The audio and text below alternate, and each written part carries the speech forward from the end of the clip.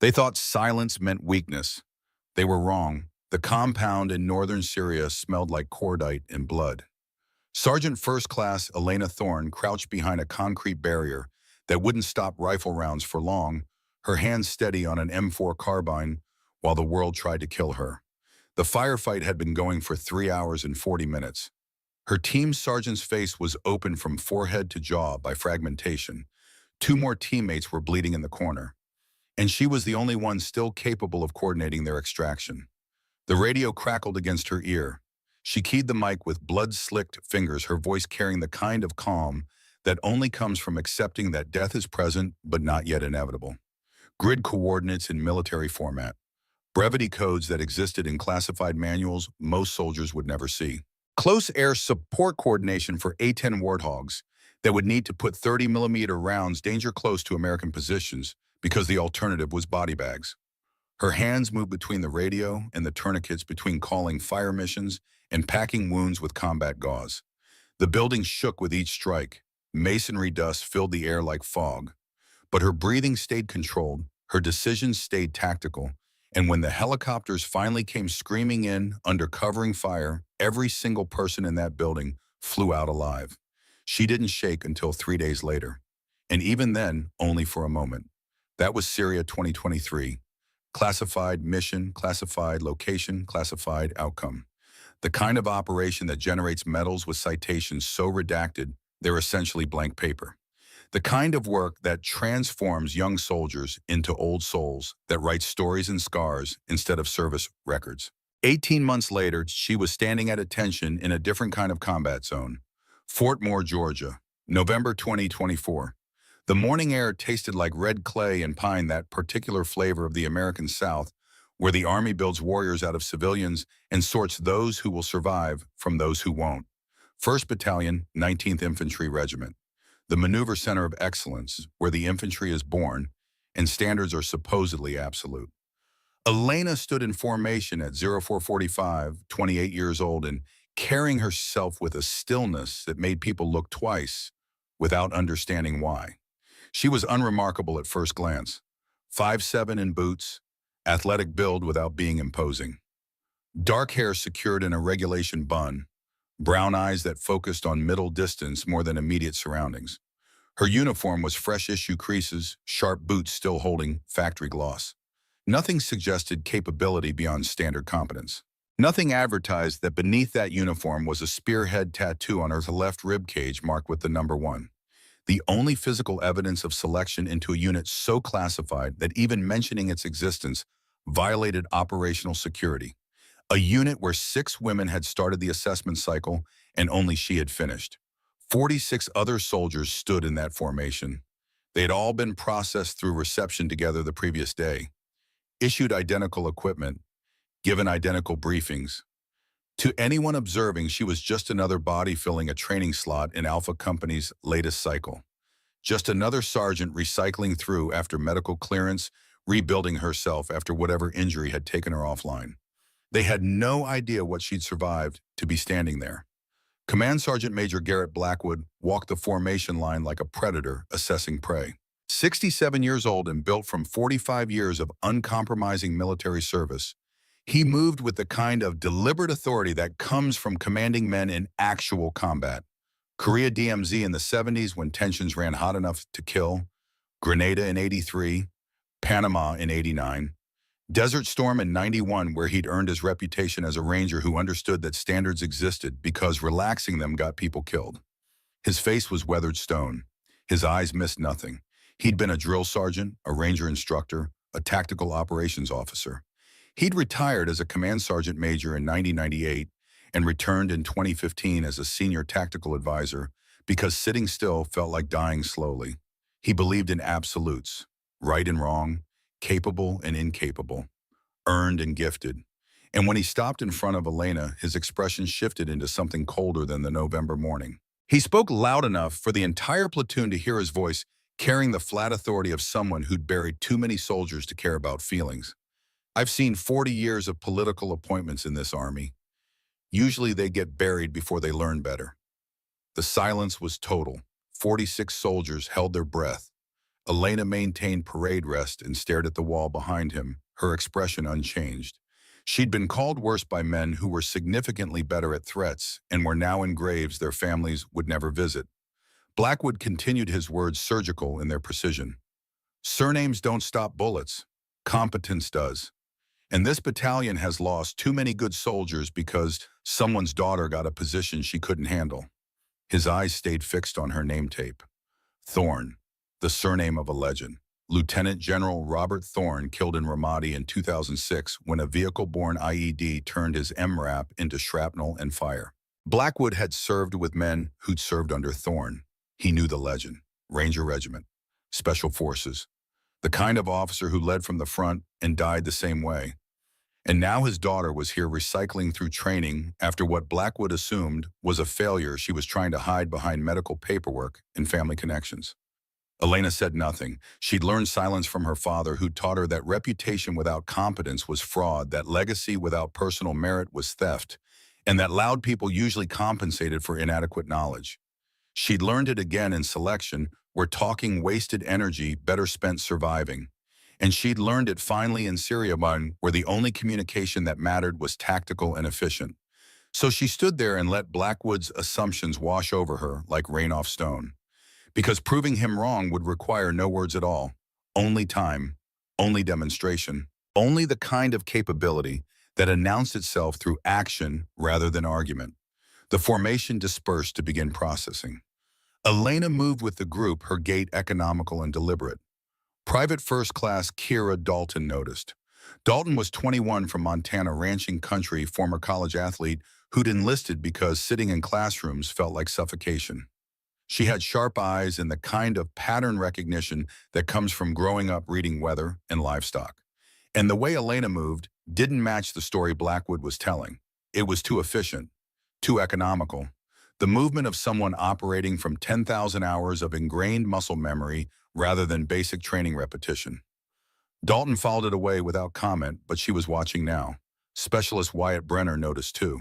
26 years old, Iraq veteran from 2018 and 2019, recycling through training after a leg injury that had required surgical repair and medical discharge before reinstatement. He'd seen enough combat to recognize the signs in others. The way Elena assessed every room before entering. The way her eyes tracked exits in fields of fire.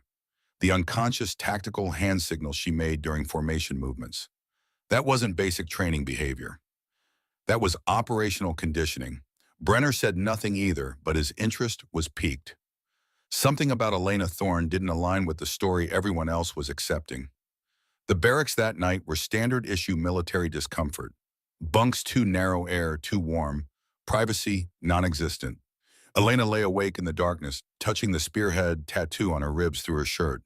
A private ritual, a reminder of what she'd earned when the physical cost had been so high, she'd sometimes wondered if survival was worth the price. She remembered being 11 years old in Columbus, Georgia, watching her father run combatives drills with soldiers in their backyard. He'd pulled her aside afterward, taught her how to exploit leverage against superior strength, how to create angles that negated size advantage, how to end confrontations before they escalated. His voice had been quiet but absolute. Real fighting isn't cinematic, Elena. It's brutal, it's exhausting, and it's usually finished in seconds. Learn efficiency over flash. Learn to end things decisively.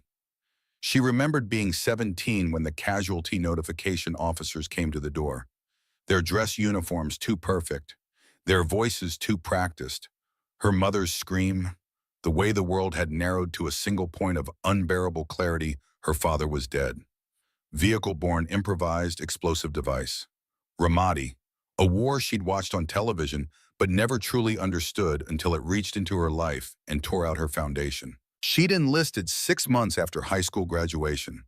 Her mother had signed the papers with hands that shook, knowing she couldn't stop her daughter from following the same path that had killed her husband, but hoping maybe Elena would choose something safer. Supply, transportation, anything but combat arms.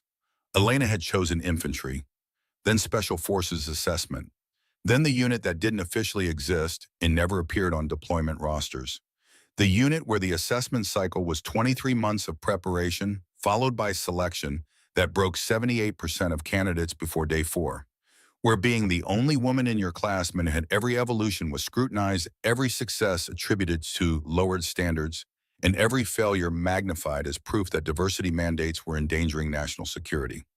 She'd passed anyway, not because of her surname, because she'd shown up early to everything never quit during physical evolutions that left men vomiting in the dirt and demonstrated her father's ability to read terrain and assess tactical problems with the kind of intuitive clarity that couldn't be taught. She'd earned the spearhead tattoo. The number one below it marked her assessment cycle. Everyone who completed the pipeline received one. It was the only physical evidence of what she'd done, and it stayed hidden under every uniform she wore. Then came Syria, the operation that was supposed to be surgical. 96 hours of direct action targeting a high-value network near the Turkish frontier. Clean, efficient, professional. Except their source was compromised. The target building was a deliberate trap. They'd infiltrated into overlapping kill zones in urban terrain designed by someone who understood American small unit tactics intimately. The specific report of 762 by 39 impacting masonry. The way her team sergeant's voice stayed level on comms even as fragmentation opened his face. The metallic taste of adrenaline and dust. She'd pulled 2 wounded teammates into a structure offering minimal ballistic protection. Her hands had executed tactical combat casualty care while her brain calculated fields of fire and likely enemy positions. She coordinated close air support with grid coordinates in brevity codes while applying pressure to arterial bleeding. She'd made decisions that kept 4 people breathing until extraction arrived. 3 hours and 40 minutes. That's how long they'd held that building. That's how long she'd fought with one hand and treated casualties with the other. And when the helicopters finally came and they were airborne and safe, she'd looked at her hands and they weren't shaking. 22 months later, West Africa, another classified direct action, an IED during movement to target. The blast that tore through her left side, fracturing 3 ribs and collapsing her lung. The team medic who'd performed needle decompression in a moving vehicle. The emergency case evac. The surgeries. The 18 months of rehabilitation that followed. The Army had wanted to medically separate her. Temporary disability retirement. Honorable discharge with full benefits. Go home. Be grateful you survived. She'd fought them, argued her case through medical boards and fitness assessments, demonstrated that her lung capacity was returning, that her ribs had healed, that she could meet every physical standard required for operational duty. The Army's compromise had been this: complete a monitored return-to-duty program. Recycle through training in a controlled environment. Prove full capability across all metrics. Then they'd consider reassignment based on documented performance. She'd accepted because the alternative was separation and she wasn't finished. Her father had told her once that dying in combat was easier than living afterward without purpose. She understood that now in ways she hadn't at 17. So here she was, Fort Moore, Alpha Company, being publicly questioned by a command sergeant major who thought her surname was a free pass rather than a weight she'd spent her entire adult life learning to carry. Day 2 brought equipment layout. Blackwood conducted meticulous inspections with attention that identified violations others would overlook. When he reached Elena, he stopped and addressed the entire formation again, his voice carrying that same flat authority. Some soldiers receive opportunities based on surnames rather than capability. The Army sometimes grants exceptions it shouldn't for political reasons. Real infantrymen earn their positions through demonstrated performance rather than family connections. He looked directly at Elena throughout. The message was clear. The audience was intentional. This wasn't about correcting deficiencies. This was about public degradation, about establishing narrative, about ensuring that every soldier in that platoon understood his assessment: she didn't belong here. Elena maintained parade rest, stared at the wall behind him, expression unchanged. She'd been through assessment cycles designed to break candidates psychologically. She'd been through interrogation resistance training, where the objective was to maintain operational security under simulated capture. She'd held a building under sustained enemy fire while coordinating air support and treating casualties. This was just talking, and talking couldn't hurt her. But Blackwood had ensured every soldier heard it clearly. The seed was planted. Doubt was established. And in the communal environment of military training, where reputation and perception mattered and as much as performance, he just painted a target on her back. Kira Dalton watched from formation, her discomfort growing. She'd spoken with Elena during in-processing, noticed that she answered questions with minimal words but never seemed uncertain or defensive. There was something in Elena's bearing that suggested depth, like watching the surface of deep water and knowing there were currents below that remained invisible. That afternoon, a man arrived at the company headquarters. Older, early 70s, wearing civilian clothes but carrying himself with the unmistakable bearing of someone who'd spent a lifetime in uniform. His hair was silver, his face weathered by decades of sun and stress. His eyes were sharp and clear. Colonel Nathaniel Sterling, retired Special Forces Cold War veteran, former commander in Grenada and Panama and Desert Storm. He walked like someone who'd earned every step. And when he spotted Elena in formation preparing for afternoon physical training, something shifted in his expression. Recognition. And something deeper. Something that looked like old grief mixed with fierce pride. Sterling requested a private word. They met behind the company headquarters out of sight from the main formation.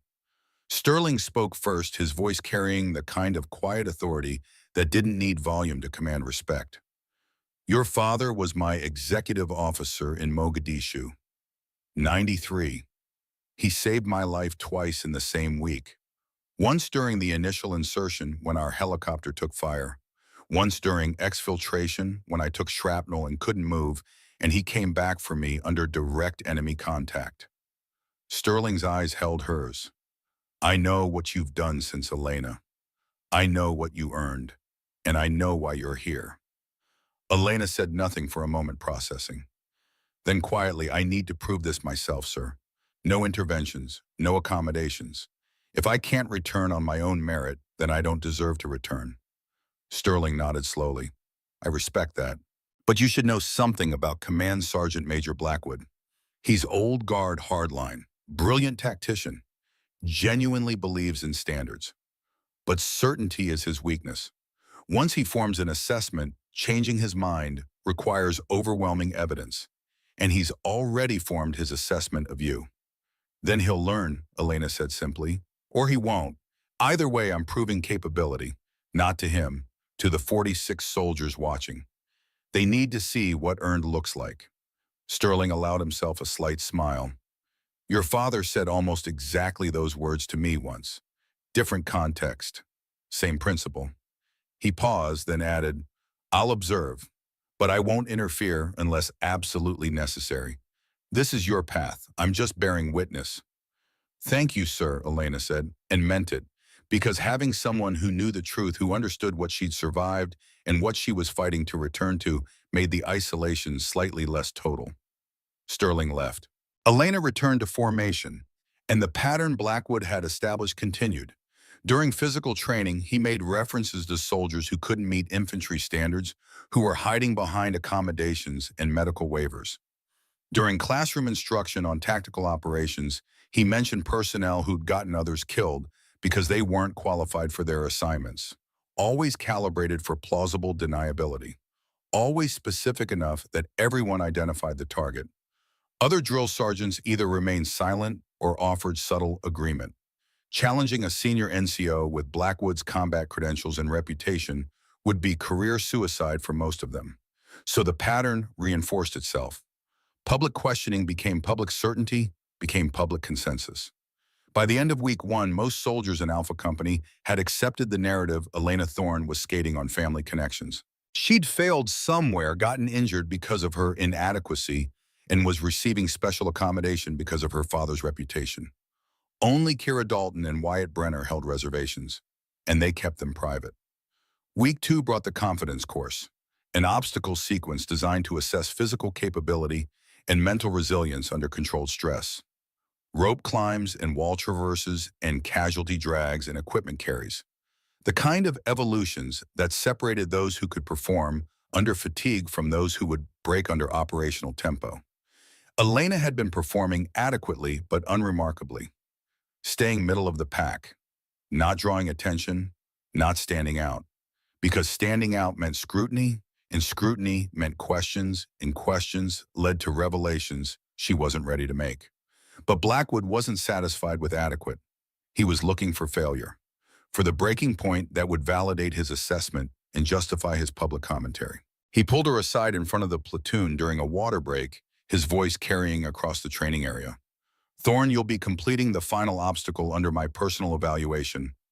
Caving ladder climb, 30 feet, full fighting load, under 60 seconds. I want to see if you can actually meet infantry standards or if you've been coasting on paperwork." The challenge was clear. The setup was obvious. He was engineering a public evaluation, creating a documented opportunity to prove his narrative. He'd already told other drill sergeants that morning that he expected her to fail or request accommodation, that nepotism could only carry someone so far, and that he'd have justification for recommending her removal from the cycle. Elena looked at him with those neutral brown eyes that revealed nothing, and simply said, "Yes, Command Sergeant Major." What Blackwood didn't know, what none of them knew, was that Elena had climbed caving ladders in full kit with fractured ribs while teaching herself to breathe through partially collapsed lung tissue. That she'd done it during rehabilitation when the medical staff said it was impossible, when the pain made her vision narrow to tunnels, when every breath felt like broken glass in her chest.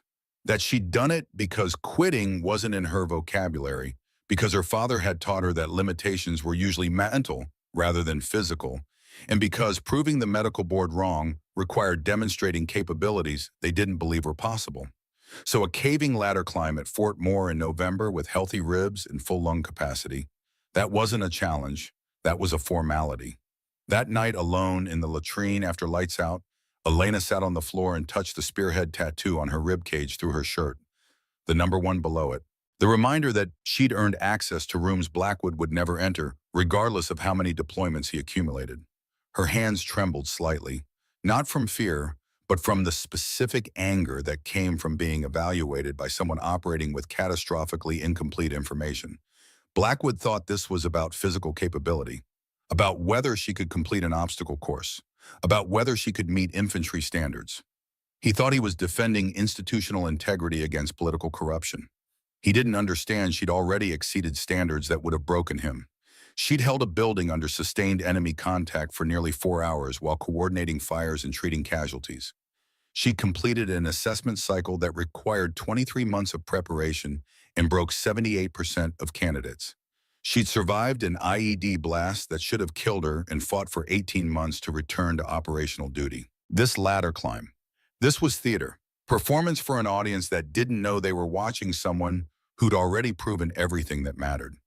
She thought about Syria, about the weight of responsibility when 4 lives depended on her decisions, about the classified commendation that cited tactical leadership under sustained contact, but mentioned nothing about keeping people alive who would have died otherwise, about the Bronze Star with Valor device that sat in a box somewhere with a citation so redacted it was essentially meaningless to anyone without proper clearance. Blackwood wanted to prove she didn't deserve to be here. She'd already proven herself in environments where failure meant coming home in transfer cases. The distinction mattered fundamentally. She stood and examined herself in the mirror. 28 years old, scars from an IED that should have killed her. Starting over because the alternative was accepting she was finished and she wasn't ready to be finished. Her father had told her once that the hardest fights weren't against enemies. They were against people who should have known better but chose certainty over understanding. Blackwood thought he was protecting standards. He was protecting his assumptions. And tomorrow those assumptions would begin to fracture. Tomorrow would matter. Not because she needed to prove anything to Blackwood. That wasn't the objective, but because the 46 soldiers witnessing this confrontation were going to receive an education about what actual capability looked like, about the difference between reputation and competence, about the fact that the quietest people in the room sometimes possess the most relevant experience. For her father, she thought. For everyone who'd earned their place through actions rather than words. For the teammates who'd bled in Syria and trusted her to bring them home. For the 18 months of rehabilitation where she'd rebuilt herself one painful repetition at a time. She touched the tattoo once more. Private ritual. Then returned to her bunk to prepare mentally for whatever test Blackwood had engineered. The confidence course would begin at 0600 in heat that was already oppressive despite November's approach. Blackwood had modified the final event without broader announcement, changing the caving ladder climb to require completion in 45 seconds, while wearing improved outer tactical vest with plates, Kevlar helmet, and weapon. Enhanced standard, he documented it. Necessary to properly assess capability under realistic combat load. Lieutenant Colonel Victoria Ashford, the battalion commander, had approved it with one condition that Blackwood hadn't mentioned to Elena. All drill sergeants would demonstrate the modified standard first. If Blackwood wanted to establish this as assessment criteria, it would apply to cadre initially. That was tomorrow's problem. Tonight, Elena lay in her bunk in the darkness, listening to the breathing of 46 other soldiers, and prepared herself for what was coming.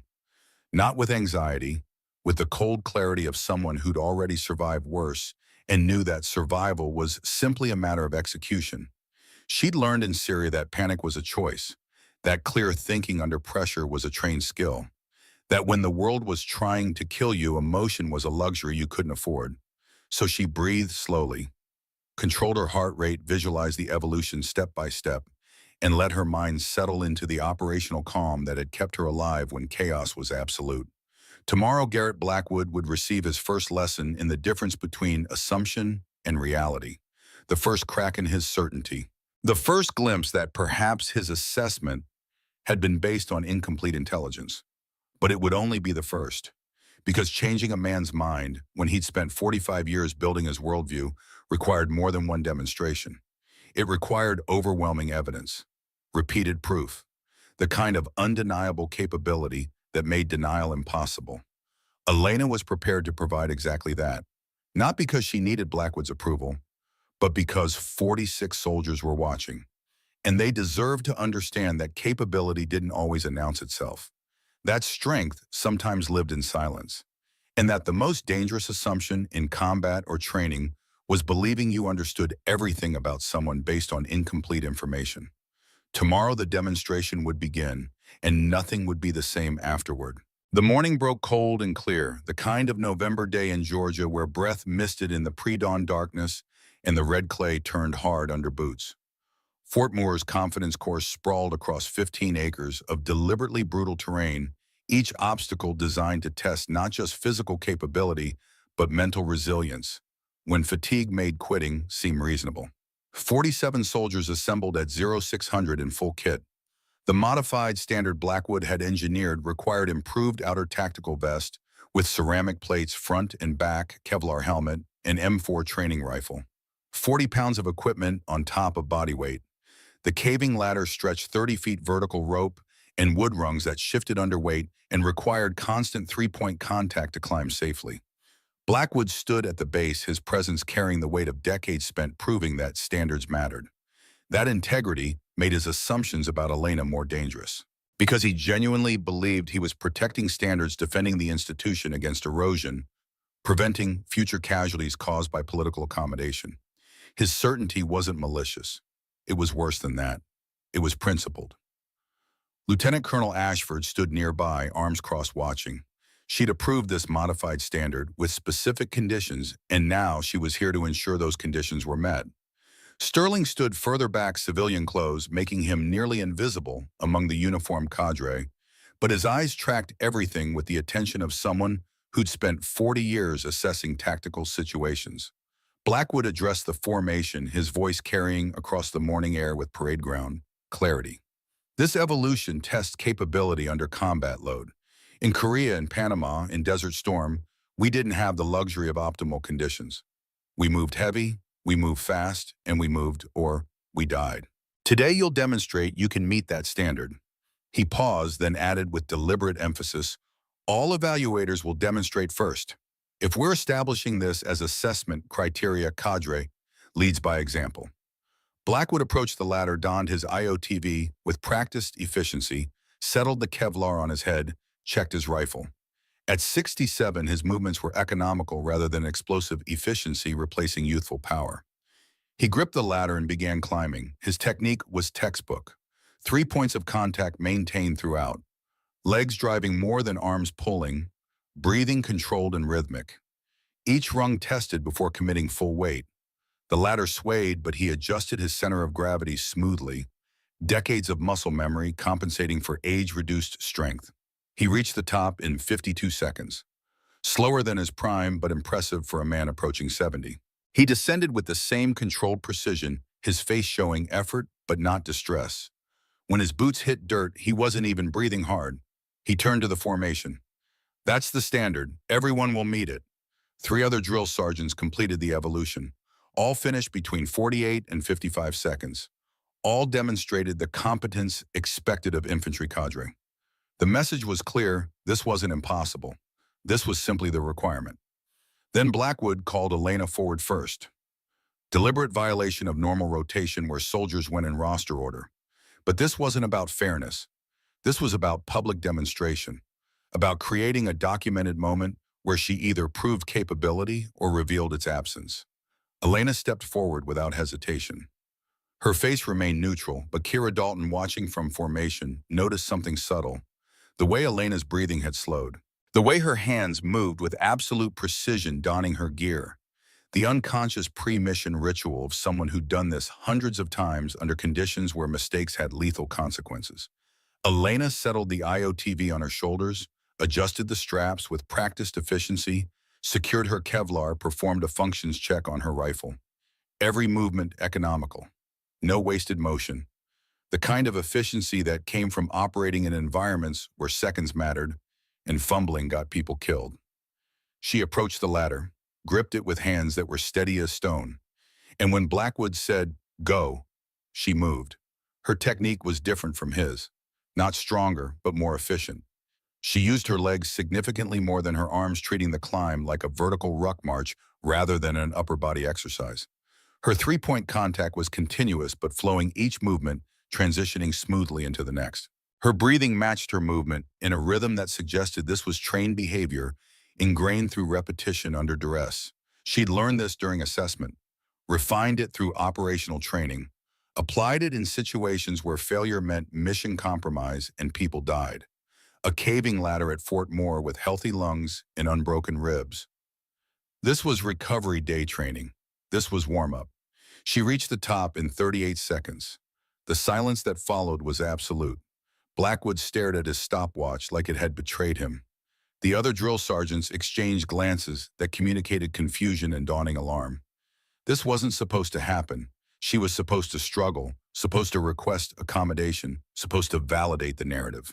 Instead, she hung there at the top, breathing controlled, looking down with those neutral brown eyes that communicated nothing except presence. She was exactly where she needed to be, doing exactly what was required. No drama, no celebration, simply competence demonstrated through action. She descended with the same controlled efficiency. When her boots touched ground, Blackwood's face had shifted from confidence to something approaching disbelief. He'd expected failure. He'd engineered conditions designed to expose inadequacy, and instead he'd just witnessed performance that exceeded his own by 14 seconds. His response was immediate escalation. 4-mile movement, fighting load, standard time 60 minutes, modified standard 45 minutes. Thorne goes first. Ashford's eyebrow raised slightly, but she didn't intervene. Sterling's expression remained neutral, but his eyes tracked Blackwood with the attention of someone watching a tactical situation develop. This wasn't evaluation anymore. This was something else. Something that looked like a man defending his worldview against evidence that threatened to collapse it. Elena accepted the new standard without comment. She'd run 4 miles in fighting load during rehabilitation, when every breath felt like broken glass. She'd done it during selection, when the only objective was surviving until the next evolution. She'd done it operationally when the alternative was getting left behind or compromising the mission, 45 minutes. That was aggressive but achievable. She settled into a pace that was sustainable, controlled her breathing, let her legs find their rhythm. Running wasn't about fighting the distance. It was about accepting it, managing it, turning discomfort into white noise and continuing to execute. She finished in 41 minutes. Blackwood had pushed hard to match her pace and completed in 43 minutes, his face showing significantly more strain than hers. The age gap was showing now. At 67, he could still perform at high levels, but recovery between evolutions was slower and accumulated fatigue hit harder. But he didn't stop. He cycled through the entire confidence course curriculum over the next 6 hours. Rope climbs where Elena matched standard with technique that suggested extensive prior training. Obstacle traverse where her movement was fluid and economical. Casualty drag, where she employed proper body mechanics that minimized energy expenditure. Weapon assembly blindfolded, where her hands moved with the unconscious precision of someone who'd performed the task thousands of times.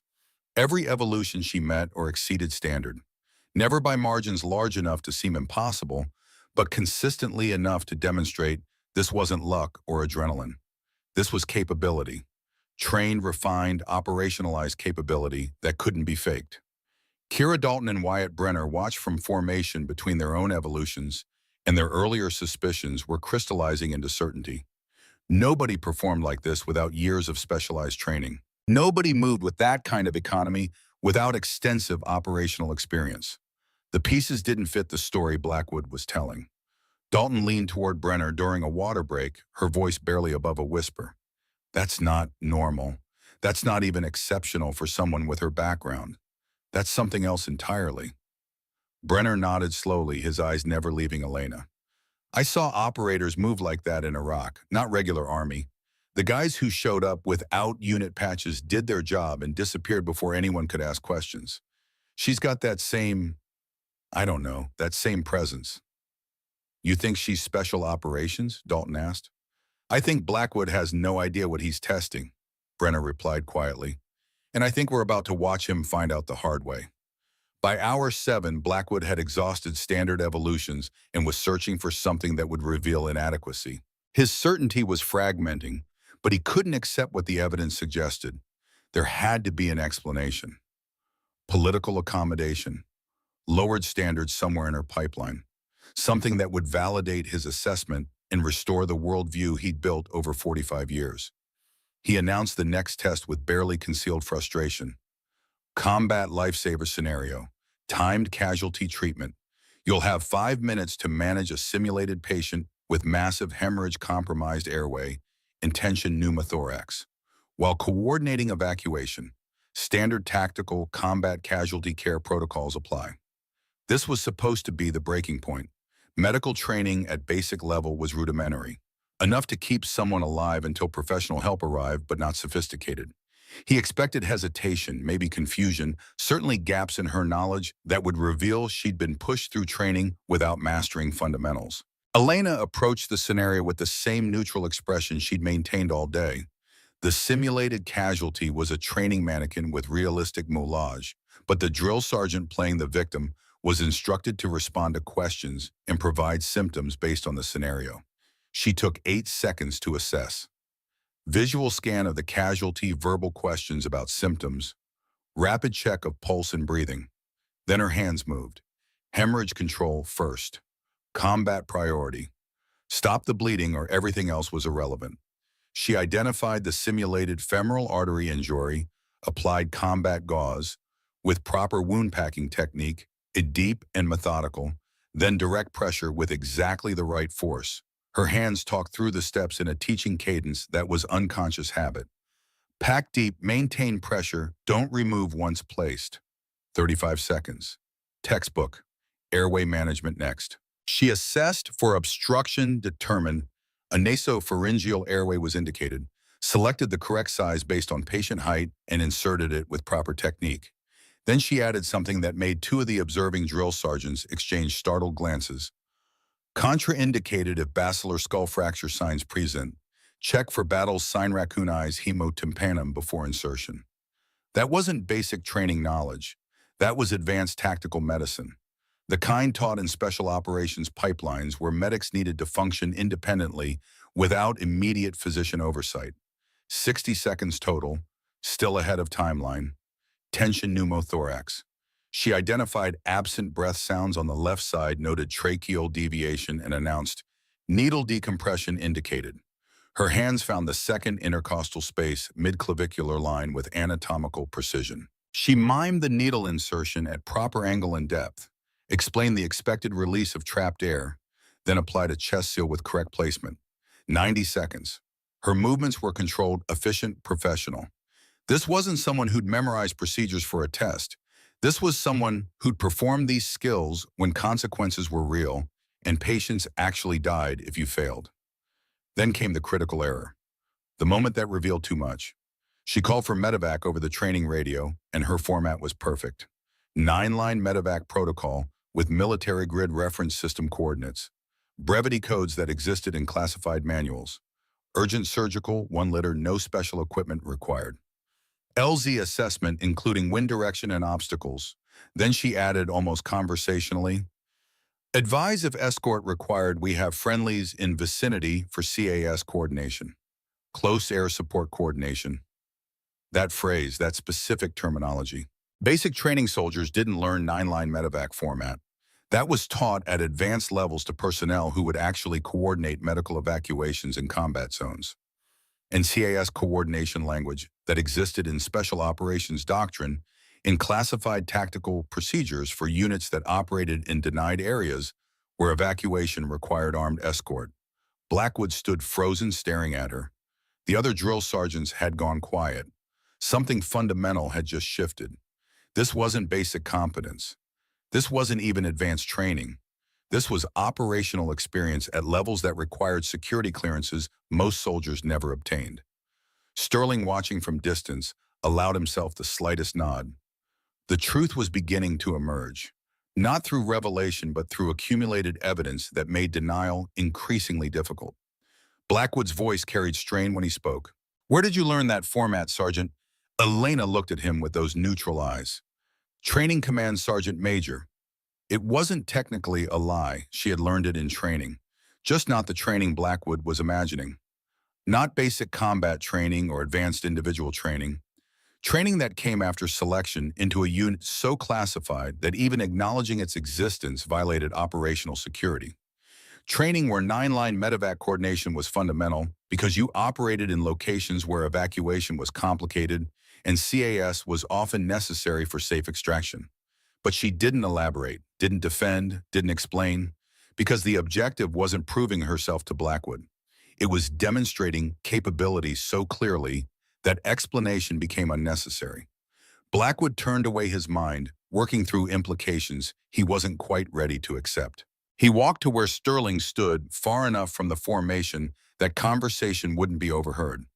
You know something, Blackwood said flatly. Not a question. An accusation. That medical scenario, that medevac format, that's not basic training level. Sterling looked at him with eyes that had seen 40 years of classified operations and learned when silence was more effective than speech.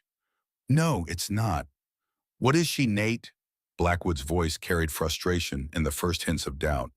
That performance today. Nobody moves like that without extensive prior training. Nobody uses terminology like that without operational experience.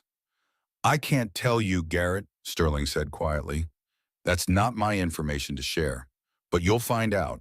And when you do, you'll understand why your assumptions were dangerous. Blackwood's jaw tightened. 45 years of service had taught him to trust his assessment of soldiers to identify capability and inadequacy with near-perfect accuracy.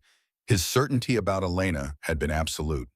Political appointment, family connections, inadequate capability hidden behind accommodations.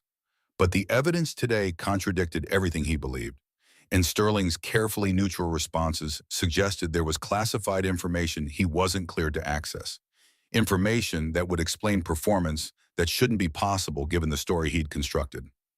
That night alone in his office, Blackwood did what he should have done weeks earlier. He pulled Elena's personnel file. Not the basic roster information available to drill sergeants, but the administrative record that showed service history and awards. What he found confused him further. Her enlisted records showed basic combat training, advanced individual training, then a gap.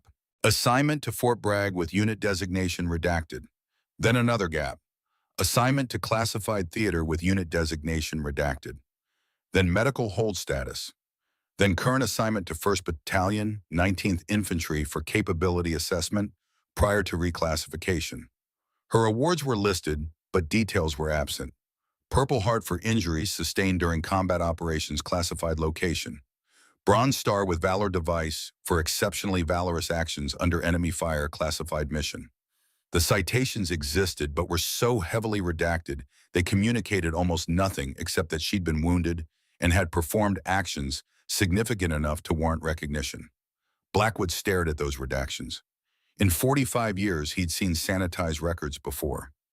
Usually for personnel assigned to special mission units, Rangers, Special Forces, the units that operated in locations and conducted missions that remained classified for decades. The kind of assignments that required top-secret clearances and generated service records with more black bars than visible text. He pulled up her father's record for comparison. Lieutenant General Robert Thorne, Ranger Regiment, Special Forces, multiple combat deployments, killed in action, Ramadi 2006. And then Blackwood found something that made his stomach tighten. Robert Thorne's final assignment before his death, liaison officer to Joint Special Operations Command, the command that controlled the military's most sensitive counterterrorism operations. The pieces started connecting in ways Blackwood didn't want to acknowledge. Elena Thorne, daughter of a JSOC liaison officer. Service record with extensive redactions. Awards with classified citations. Medical hold following injuries in classified theater. Performance today that exceeded anything basic training could produce. Terminology and procedures that existed in special operations doctrine. But Blackwood's mind fought against the conclusion. Women in special operations were recent, controversial. Political accommodation, his certainty told him. Lowered standards to meet diversity mandates. She couldn't have actually earned placement in elite units.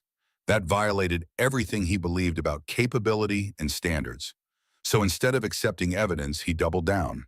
Confirmation bias, the most dangerous form of certainty. He decided those awards were political, that her assignment to classified units was accommodation rather than merit, that her performance today was somehow fraudulent or exaggerated. Tomorrow he would design a final evaluation, something comprehensive enough to reveal the inadequacy he knew must exist somewhere beneath this facade of competence. Something that would validate his assessment and prove that his 45 years of experience hadn't failed him. He wrote up the evaluation parameters, combined assessment spanning multiple skills. Ruck march followed immediately by land navigation, followed by live fire qualification, followed by another casualty scenario. Fatigue-loaded evolution designed to find the breaking point when accumulated stress revealed true capability. He submitted it to Ashford for approval with justification that comprehensive assessment was necessary to properly evaluate someone returning from medical hold.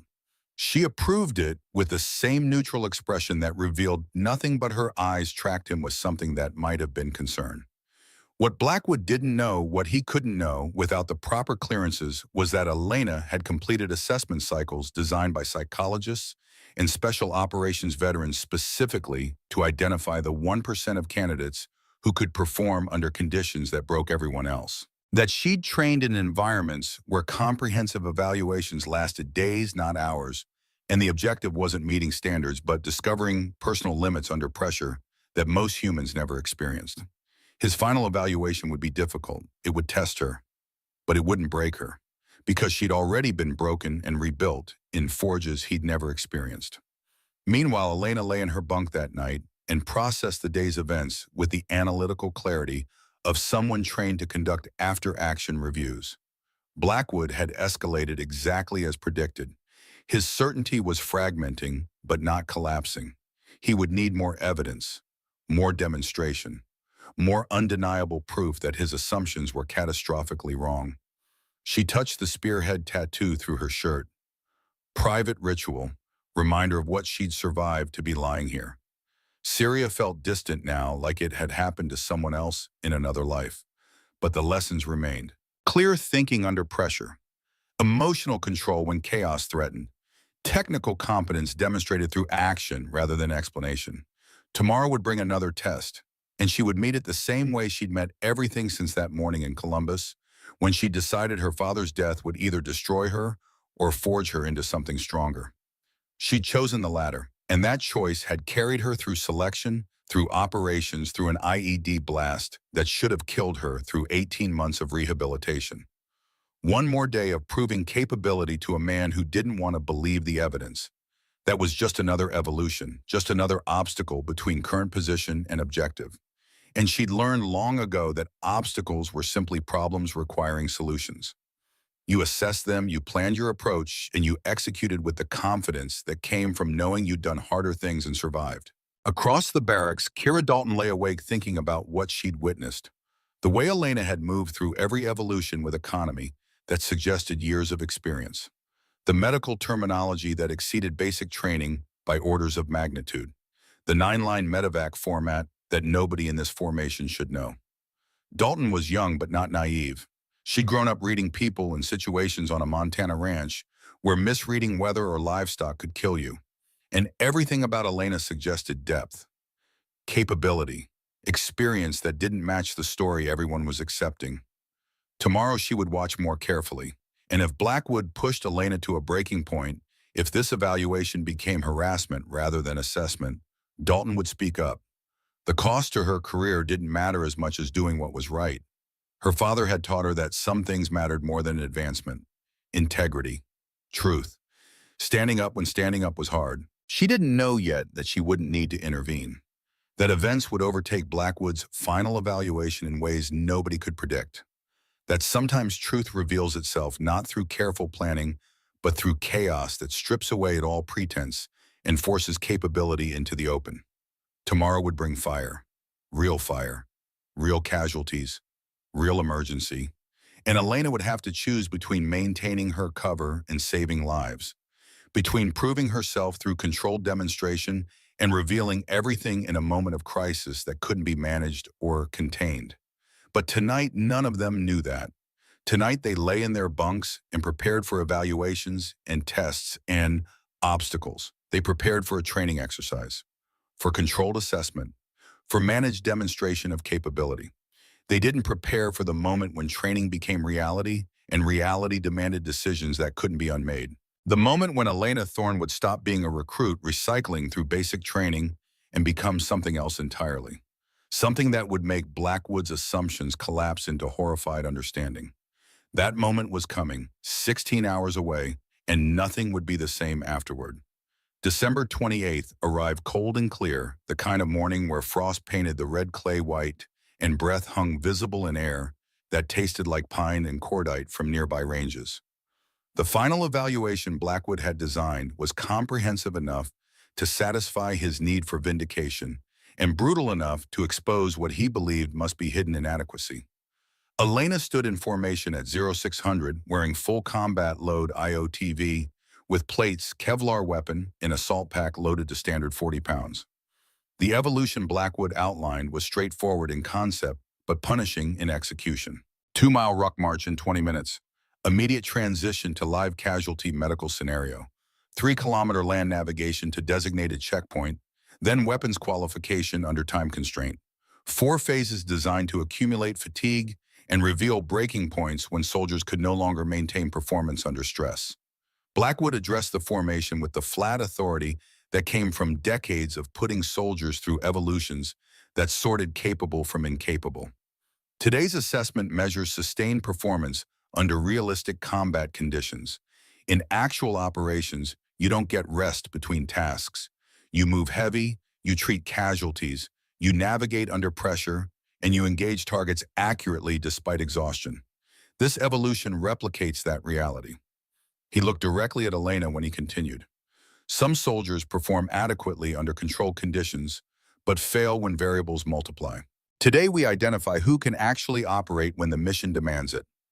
Elena maintained her neutral expression. She'd completed evolutions significantly more demanding during selection, where days blurred together and the only constant was pain and the decision to continue or quit. 2 miles in some medical scenarios. This was a warm-up compared to 18-hour land navigation movements through mountain terrain with no sleep and consequences for failure that included immediate dismissal from the program. The formation moved to the starting line. Elena checked her gear with practiced efficiency, adjusted straps, verified her weapon was unsafe. The pre-mission ritual of someone who'd done this enough times that it became unconscious. Kira Dalton positioned 3 soldiers away, watched those preparations with growing certainty that whatever story Blackwood believed about Elena, it was catastrophically incomplete. Blackwood gave the signal. Elena and 5 other soldiers began the 2-mile movement, boots hitting dirt in rhythms that would either sustain or break over the next 20 minutes. Elena settled into a pace that was aggressive but sustainable. Her breathing controlled her stride, economical. Running under load wasn't about fighting the weight. It was about accepting it, distributing it properly, and maintaining form when fatigue made every step feel heavier than the last. 1,500 meters away on Bravo Range, where another company was conducting IED defeat training, something went catastrophically wrong. The device was supposed to be inert. Training aid. Demonstration model showing blast patterns and fragmentation effects without actual explosive content. But somewhere in the supply chain, someone had made an error. The device that arrived was live. Minimal explosive content, but enough. Enough to turn training into tragedy when the instructor activated it at the wrong moment with 3 soldiers standing too close. The explosion wasn't massive, but it was real. Wrong sound, too sharp, too violent. Black smoke that carried the chemical signature of actual detonation rather than pyrotechnics. And then the screaming started. Elena was at mile 1.5 when she heard it. 400 meters away, but unmistakable. She'd heard that sound before. Syria, West Africa.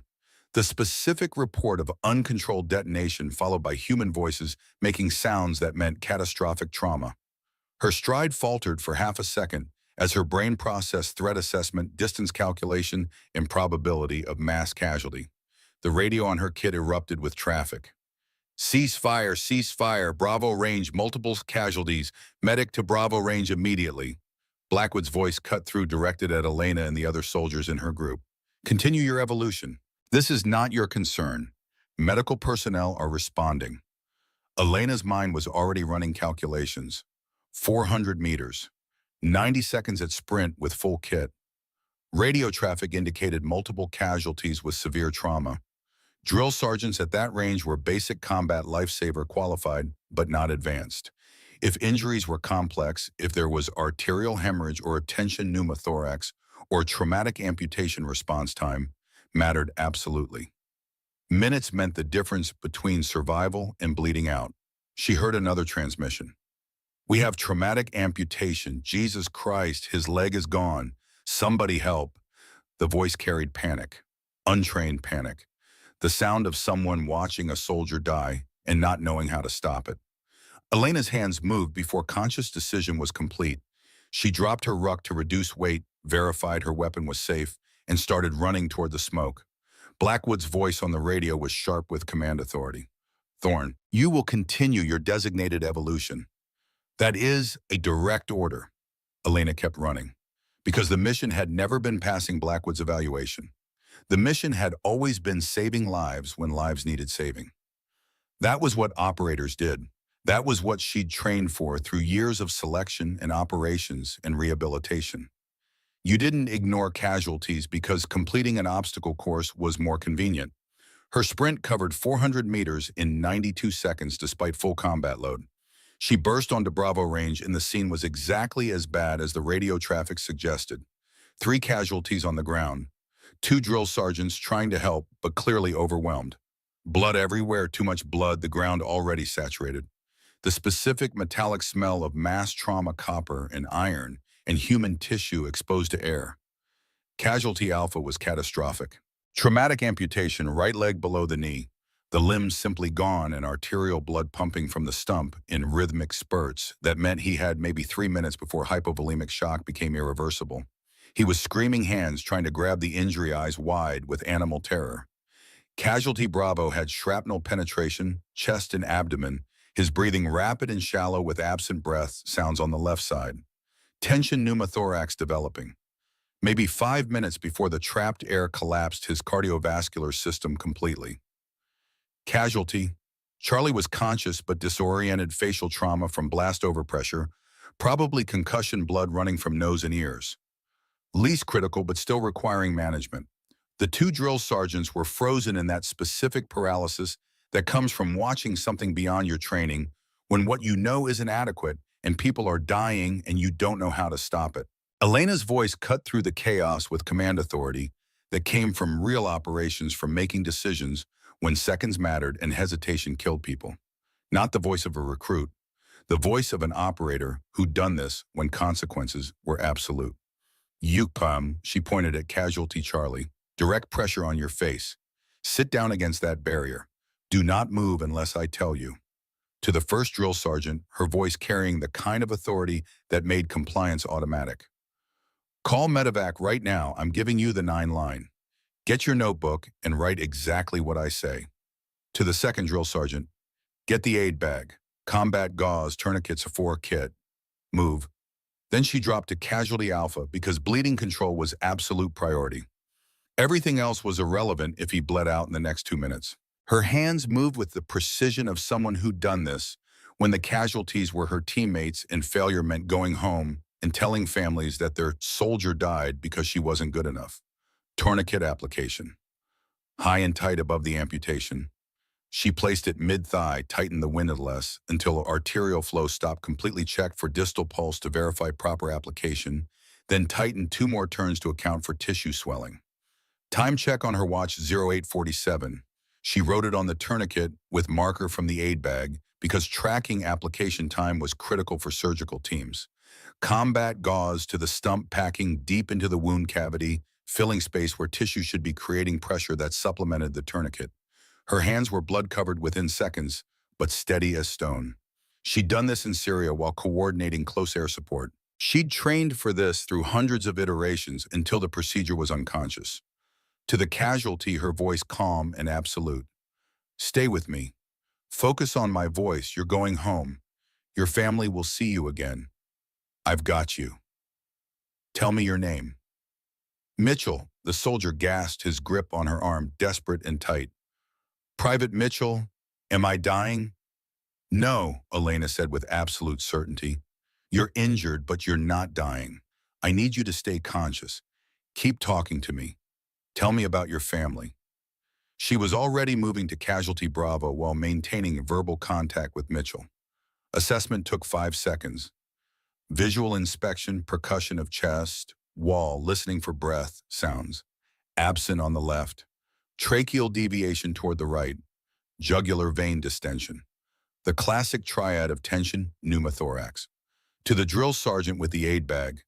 I need your knife. Right now. Don't question. Just hand it over. The blade came to her hand. She identified landmarks with anatomical precision that came from advanced tactical medicine training. Second intercostal space, midclavicular, line well. She palpated the exact location, positioned the 14-gauge catheter at proper angle, and performed needle decompression with the confidence of someone who'd done this procedure when getting it wrong meant watching a teammate die. The hiss of escaping air was immediate and unmistakable. Trapped pressure released, the patient's breathing improved visibly, his color shifting from gray toward normal within seconds. She applied a vented chest seal, then established IV access in his right antecubital vein. 18-gauge catheter saline wide open to support blood pressure that would drop as his body compensated for trauma. While her hands worked, her voice directed the drill sergeant on radio procedures.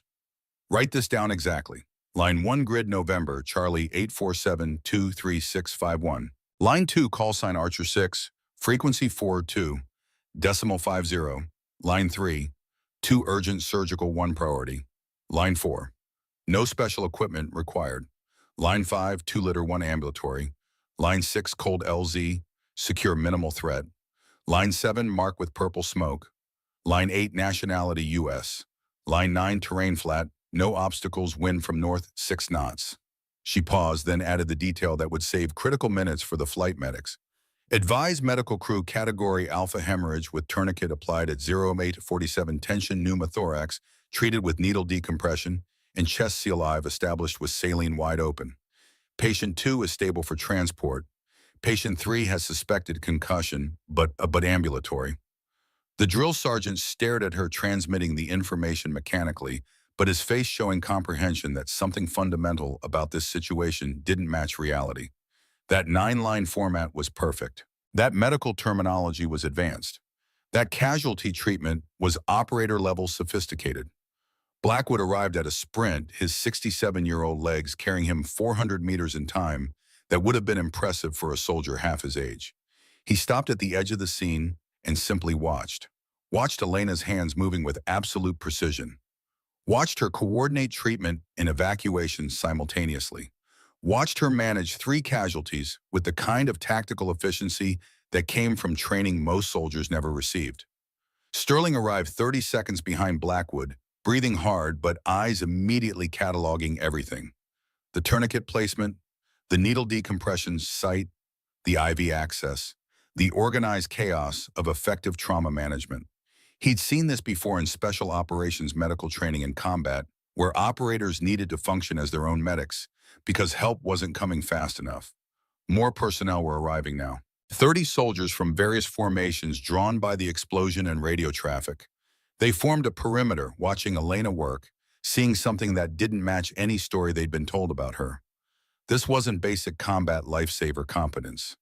This was something else entirely. The Black Hawk arrived 8 minutes after the initial call. Combat medical evacuation helicopter with Air Force pararescue personnel, the most highly trained medical specialists in the military. The senior PJ jumped out and moved immediately to assess the casualties, his experienced eyes taking in the scene within seconds. He looked at the tourniquet, checked the time notation, verified proper placement, looked at the needle decompression site, assessed the chest, seal-checked IV placement and flow rate. Then he turned to Elena, his face showing professional recognition of competent work. Outstanding trauma management, Sergeant. Textbook special operations medicine. That tourniquet placement saved his life. The needle D was perfectly placed. Where'd you train? Elena stood, blood covering her hands, and uniform, her face neutral. Here and there. The PJ's eyes narrowed slightly, recognition flickering. He'd worked with special mission units enough to know that response.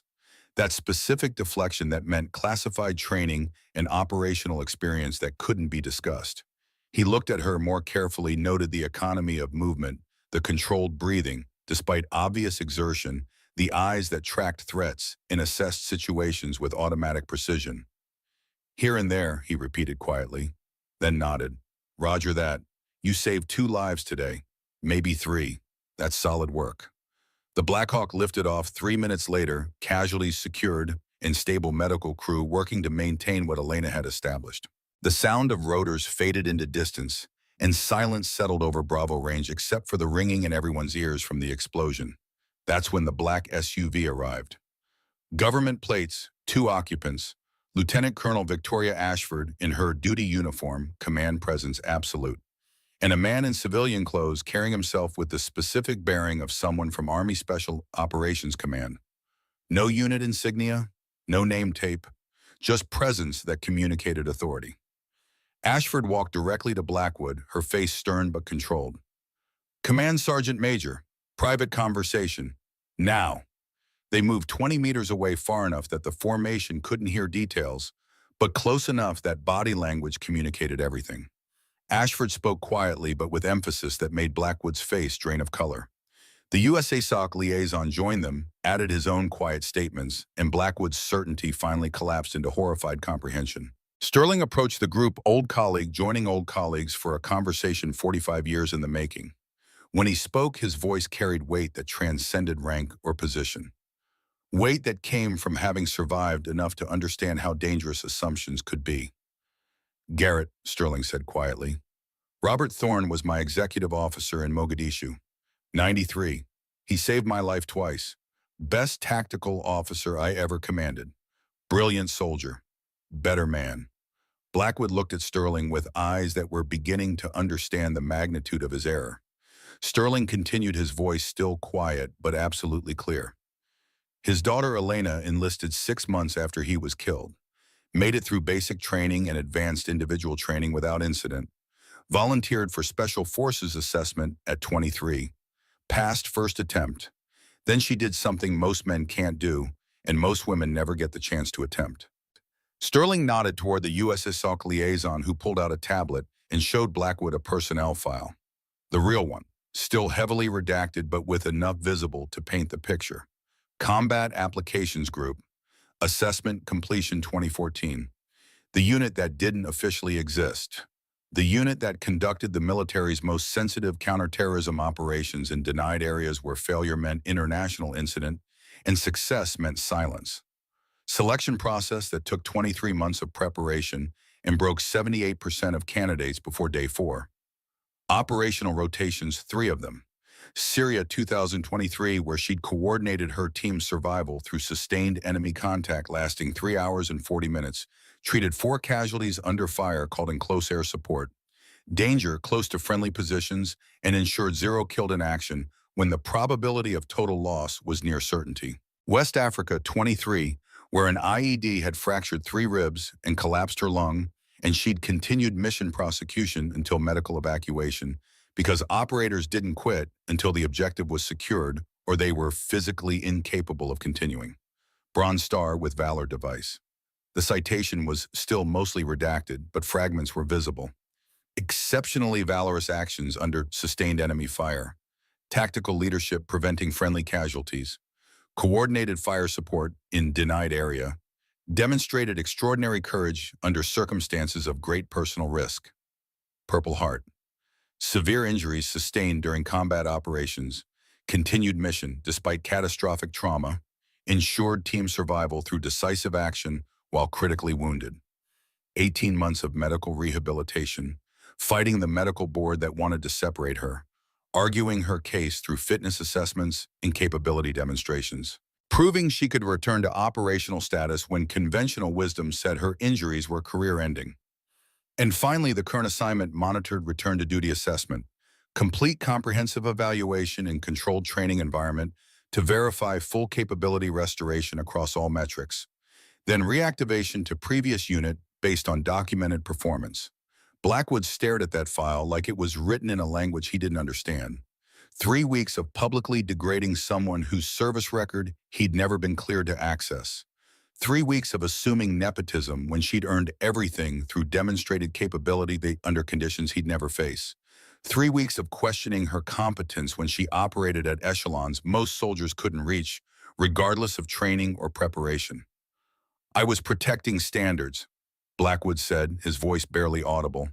Not defensive, just trying to understand how he'd been so catastrophically wrong. "You were protecting your assumptions," Sterling replied quietly. "There's a difference, Garrett. Standards haven't dropped. They've evolved. And Elena Thorne meets them regardless of what you believed was possible." Ashford ordered the formation assembled. All 47 soldiers plus cadre, everyone who'd been on the training area that morning. She stood before them with command presence that made even senior NCOs stand straight at her. Sergeant First Class Elena Thorne served with distinction in the United States Army's premier Special Operations Unit. Ashford stated, her voice carrying across the formation with absolute clarity. She was placed on temporary disability retirement following severe combat injuries sustained during classified operations in 223. She paused, letting that information penetrate. Soldiers exchanged glances, pieces clicking into place, understanding beginning to dawn. She has been completing medical board assessment requirements for reactivation to full operational duty. Her performance over the past 3 weeks, and especially her actions today, have exceeded all benchmarks. She is cleared for return to her previous assignment, effective immediately. Ashford's eyes swept the formation. Sergeant Thorne holds the Bronze Star Medal with Valor device for actions under enemy fire. She holds the Purple Heart for wounds received in combat. The specifics of both remain classified and will remain classified. What you need to understand is that she earned her position through blood sacrifice and demonstrated capability, not through family connections, not through political accommodation, through performance under conditions most of you will never experience. She looked at Blackwood. Some lessons require humility to learn. I expect everyone here to learn this one. Assumptions are tactically dangerous. Capability doesn't always announce itself. And the quietest warriors sometimes possess the most relevant experience. The formation was dismissed. Soldiers dispersed, slowly processing what they'd learned, understanding that they'd witnessed something significant, that the story they'd accepted about Elena was incomplete at best and fraudulent at worst, that Blackwood's certainty had been assumption rather than knowledge. Blackwood approached Elena where she stood removing her blood-soaked gear. He struggled for words, 45 years of confidence, collapsing into uncertainty about what to say to someone he'd spent 3 weeks publicly degrading. "Sergeant Thorne," he began, then stopped, started again. "I was wrong about everything. Completely catastrophically wrong. I apologize." Elena looked at him with those neutral brown eyes that revealed nothing. She pulled off her blood-covered gloves, deliberately dropped them in the appropriate disposal container, then spoke for the first time with something other than neutral acknowledgement. "You assumed weakness because you couldn't see beyond your own experience, Command Sergeant Major. In combat, bad intelligence gets people killed. Today, your assumptions almost did exactly that." Blackwood flinched but didn't look away. I thought I was protecting standards, defending everything I believed. Standards haven't dropped, Elena said quietly but with absolute certainty. They've evolved. Some of us meet them regardless of what you believe is possible. My father told me once that loud people compensate for inadequate knowledge. Real operators stay quiet and let their actions speak. She paused, then added, "You served with my father briefly. Desert Storm staging 1990. He mentioned you once, said you were a good ranger. Tough, competent, but certain about things that deserved more questioning." Blackwood's eyes widened slightly. Robert Thorne had assessed him 34 years ago and identified the same weakness Sterling had just exposed. Certainty without sufficient evidence. Assumptions that hardened into conviction without proper verification. "I don't know what to say," Blackwood admitted. "Say nothing," Elena replied. "Remember this. Teach better. Help the next generation understand that capability manifests in forms they might not recognize. That's how you honor the standards you think you were protecting." She didn't forgive him explicitly, didn't destroy him either, just provided the lesson and left him to process it. Then she walked away with quiet professionalism, leaving Blackwood standing alone with the wreckage of his certainty. Sterling approached Elena as she prepared to leave, his face showing something that might have been pride mixed with old grief. "Your father would be proud, not because of what you've done, because of who you've become." "Thank you for watching over me, sir," Elena said quietly, "even when I said I didn't want it." "I wasn't watching over you," Sterling replied. "I was bearing witness. There's a difference." He reached into his jacket and pulled out something wrapped in cloth, opened it carefully. A Ranger tab faded and worn, the black and gold thread still visible but aged by decades. "Your father's, from his first deployment with Regiment 1989. He gave this to me before Mogadishu, said if anything happened to him, I should give it to you when you'd earned your own path, when you'd proven you didn't need his name because you'd built your own reputation." Elena took it, and for the first time in 3 weeks, her neutral expression cracked. Tears formed but didn't fall. She held the tab like it was made of something more precious than fabric and thread. Because it was. It was legacy. Real legacy. Not inherited, but recognized. Not given, but earned. "You've earned it 10 times over," Sterling continued quietly. "He knew you would. He just knew you'd do it your own way in your own time through your own choices. That's what made him proudest when he talked about you. Not that you might follow his path, that you'd forge your own." "I miss him," Elena said, voice barely above whisper. "Every day."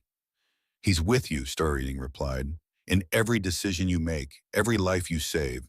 That's the real legacy. Not the tab, not the rank he achieved.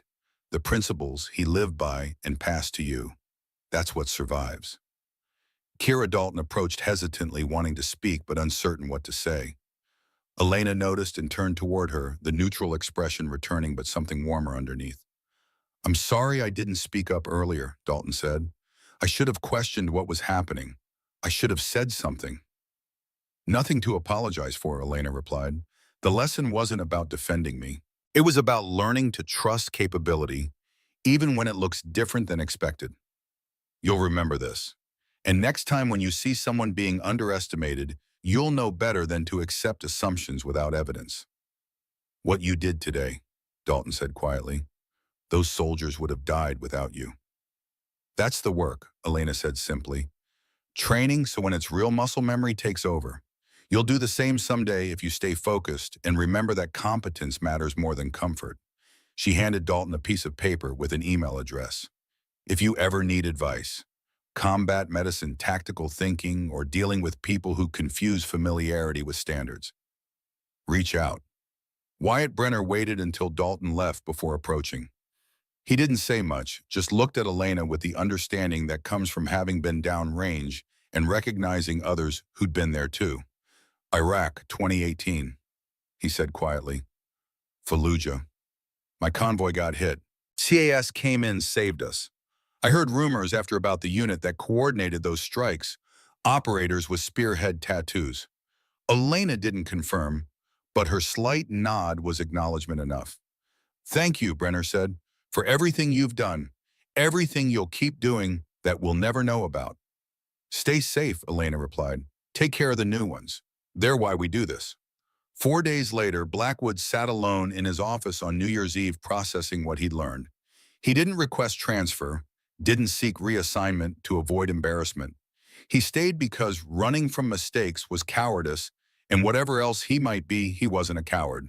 He wrote a letter to Elena delivered through Sterling because he didn't have her contact information. Apology, acknowledgement, lesson learned. I spent 45 years believing I knew what standards meant. You taught me I'd confuse standards with familiarity. I was wrong. You earned everything. I'm sorry. And I'm better for having learned this. Sterling visited him that afternoon, found him staring at that letter before sending it. You learned something 45 years didn't teach you, Garrett. That's called growth. Most people never get that far. How do I fix this? Blackwood asked. How do I teach better? You just did, Sterling replied. By admitting you were wrong, by learning from it, by understanding that certainty without evidence is dangerous. That's what you pass to the next generation.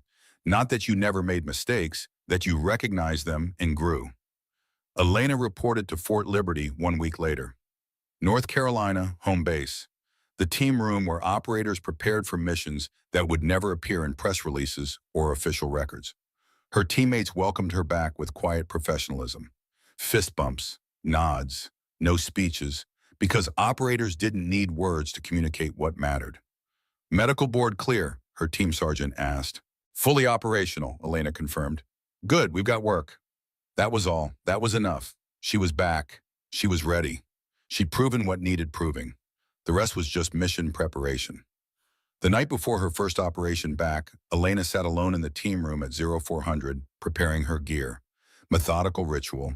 Every item checked and rechecked. Every piece of equipment verified. The pre-mission discipline that kept operators alive when margins were thin. She touched the spearhead tattoo through her shirt. Didn't hurt anymore.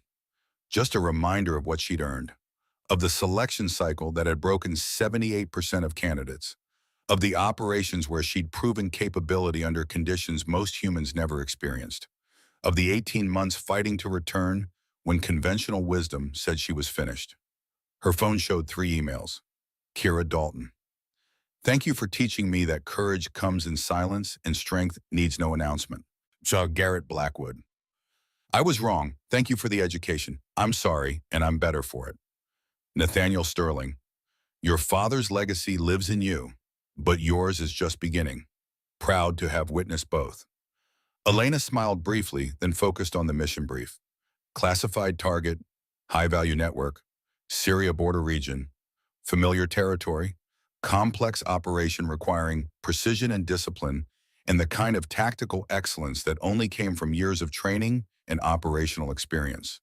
Her team filed in, quiet professionals, ready to work. The brief began, and she absorbed every detail with the focus of someone who understood that lives depended on getting this right, that the mission mattered, that the work continued regardless of who believed in her or doubted her. Because ultimately, that's what operators did. They ignored the noise and focused on the work. They proved capability through action rather than argument. They stayed quiet and let results speak. They understood that legacy wasn't inherited, it was built. One decision at a time, one mission at a time, one moment of choosing the hard right over the easy wrong. Elena Thorne had honored her father's memory, not by trading on his name, but by building her own path through the same uncompromising standards he'd taught her. Proven through blood and sacrifice when circumstances demanded it. And somewhere in whatever place warriors go, when their watch is done, Robert Thorne was watching his daughter become everything he'd hoped. The mission brief continued. The work waited. The warrior was home. In the end, the quietest warrior had taught the loudest lesson. True strength announces itself through action, not words. Legacy is built through choices made when no one is watching and proven when everyone is. Elena had demonstrated that standards evolve without dropping, and warriors earn their place through capability, not assumptions. The work continued, and that was enough.